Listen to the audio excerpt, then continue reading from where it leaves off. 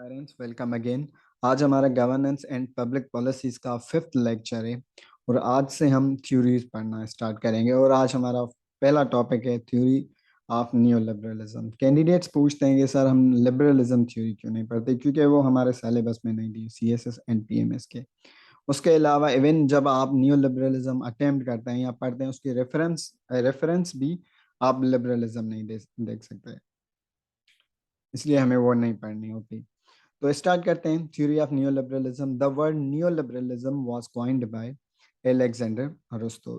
The first time जब neoliberalism का concept हुआ था, वो कॉन्सेप्ट दिया हुआ था एलेक्जेंडर अरिस्टो ने। उसके बाद फ्रेडरिक हाइक है, इज द फादर ऑफ नियोलिबरलिज्म।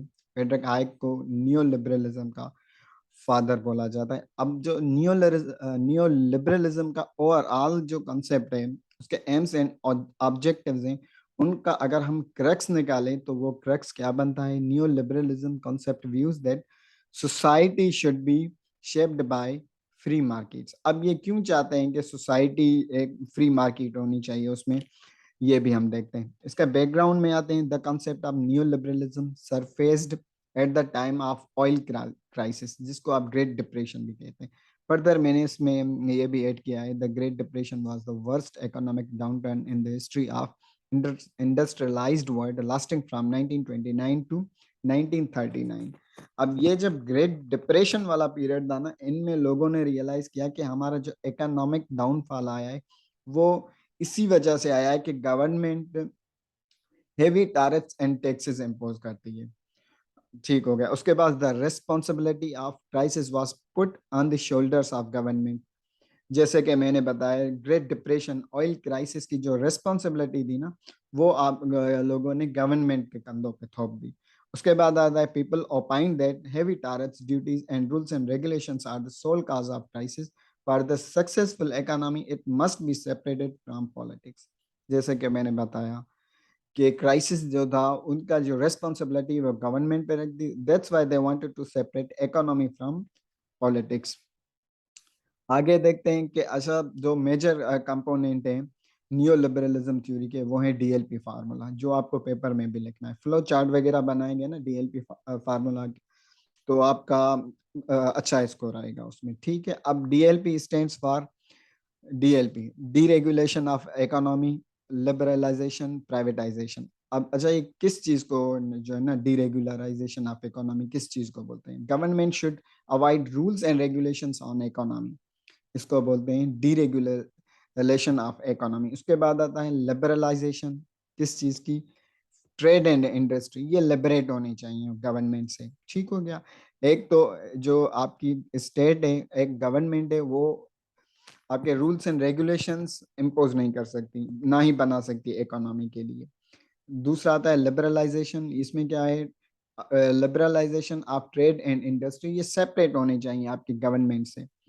ठीक है। उसके बाद है privatisation, privatisation of state owned enterprises. अब जितने भी स्टेट ओन करती है ना आपके इंस्टीट्यूशंस, उनको डिसोन करना चाहिए, वो प्राइवेट होनी चाहिए, प्राइवेट लोगों के हाथ में होनी चाहिए। अब जब गवर्नमेंट के हाथ में होगी तो गवर्नमेंट क्या करेगी? अपनी मनमानी करके टैक्स एंड टैरिफ्स लगाएगी। जब प्राइवेटाइज्ड होगी तो उसको गवर्नमेंट से कुछ लेना देना नहीं होगा। जैसे कि अब अगर आपको गवर्नमेंट ओन होगी, उसमें ये होगा कभी भी अगर गवर्नमेंट को थोड़ी भी इकोनॉमिक अपलिफ्ट हो जाती है तो वो क्या करेगी? टैक्स इम्पोज करती है। इसका एग्जांपल आप पाकिस्तान में देख सकते हैं। ठीक हो गया। ऑयल किस तरीके से पाकिस्तान में बढ़ता जा रहा है, प्राइसेस बढ़ती जा रही हैं, क्यों? भाई हमने आईएमएफ से लोन लेना है। तो ये एक उस टाइम पे यही रीजन था, that's why they separated this kind of enterprises from the government. उसके बाद साइलेंट फीचर्स ऑफ नियोलिबरलिज्म। इसमें साइलेंट फीचर्स क्या है? ऑलमोस्ट जो डीएलपी फार्मूला है वही होते हैं, पर इसमें थोड़ी सी एडिशन होती है आपके। अगर ये आप फर्दर उसमें इनकॉर्पोरेट अपने आंसर में करेंगे तो आपकी उसकी आंसर की लेंथ अच्छी बन जाएगी। इसमें क्या है? साइलेंट फीचर कौन से हैं भाई? State should make policy rather than delivering services, schools, army, defence and judicial etc. Free national and international trade, removal of public subsidies, tax reforms, interest rate should be decided by market. Number one, state को policy बनानी चाहिए, सिर्फ और सिर्फ policy. उसको service delivery उसका काम नहीं है कि वो किस तरीके से इनकॉर्पोरेट होगा, किस तरीके से एग्जीक्यूट होगा, वो सिर्फ पॉलिसी बनाएगी। उसके बाद इन national and international trade free होना चाहिए। ठीक है, जो भी पब्लिक सब्सिडीज हैं वो आपकी रिमूव होनी चाहिए। वो रिमूव होगी मतलब इस तरीके से कि वो प्राइवेट ओनरशिप के हाथ में चली जाएगी। टैक्स रिफॉर्म्स आने चाहिए। Interest rate should be decided by market.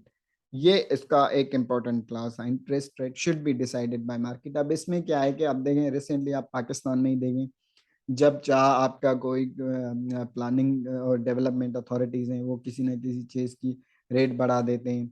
Oil के प्राइसेस देखें, सडन उस पर टैक्स सब्सिडीज लगा देते हैं। अब ये क्या होता है कि इसका इम्पेक्ट डायरेक्टली आपके मुआशी मामला पे पड़ रहे हैं। तो इसमें क्या है, अगर ये चीज़ आप लोगों की आपकी फ्री मार्केट डिसाइड करेगी, जो आपके मार्केट होगी, जो आपके एंटरप्रेन्योर्स होंगे वो डिसाइड करेंगे, तो ये चीज़ आपकी इकोनॉमी को स्टेबलाइज करेगी। तो एक अनइवन सिचुएशन को आप अवॉइड करेंगे। इसके बाद आते हैं क्रिटिसिज्म। थोड़ा बहुत इसमें क्रिटिसिज्म भी है, वो हमने ऐड इसलिए किया है क्योंकि ये हमें पेपर में मांगते हैं। गवर्नेंस एंड पब्लिक पॉलिसीज में हमसे पूछते हैं कि क्रिटिसिज्म क्या है। Globalisation and accountability is undermined. देखें, अगर एक आपकी स्टेट है वो अगर प्राइवेटाइज्ड हो जाएगी, डीरेगुलराइज्ड हो जाएगी, तो वो क्या करेंगे, वो अपनी मनमानी करेंगे। वो आपके इंपोर्ट एक्सपोर्ट में उनका कोई लेना देना नहीं होगा। ग्लोबलाइजेशन, अब जैसे आप कोई कंपनी है जैसे स्टील मिल है, वो अगर काम करेगी, अगर इंटरनली वो अपने आप भी अपने हिसाब से बिजनेस करेंगी, तो गवर्नमेंट क्या इंपोर्ट करेगी, क्या एक्सपोर्ट करेगी, चीज़ों को किसके लिए इंपोर्ट करेगी। तो ये चीज़ होती है। उसके बाद आपका अकाउंटेबिलिटी इज अंडरमाइंड। अब जब गवर्नमेंट ऑफिशियल्स होते हैं ना, वहाँ पे अकाउंटेबिलिटी होती है।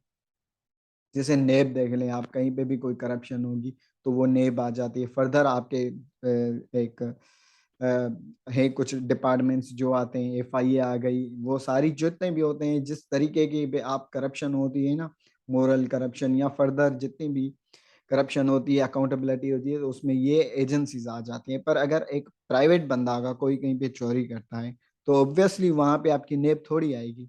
उसके बाद private actors are not questionable. Obviously जो भी आपके एंटरप्रेन्योर्स होंगे वो अकाउंटेबल क्वेश्चनेबल नहीं होंगे कि भाई आपकी फैक्ट्री में कितना लॉस है, कितना प्रॉफिट है, हमें देंगे नहीं देंगे। गवर्नमेंट क्या करती है, उन टैक्स उन आपके जो मिल्स होती हैं या फैक्ट्रीज होती हैं या इंस्टीट्यूशन होते हैं बिजनेस के, उन पे टैक्स लगाती है। अब वो टैक्स को ही ये रिफ्यूज करते हैं। तो इट मीन्स कि आपके प्राइवेट जो एक्टर्स हैं उनसे कोई पूछने वाला ही नहीं होगा। Exploitation of means of government. भाई जितनी भी आपके मीन्स होंगे, अगर आपके पास एक कॉटन की फैक्ट्री है तो आप कपास तो कहीं ना कहीं से लाएंगे ना, तो मतलब एक्सप्लॉयटेशन आपके नेचुरल रिसोर्सेज की भी हो जाती है।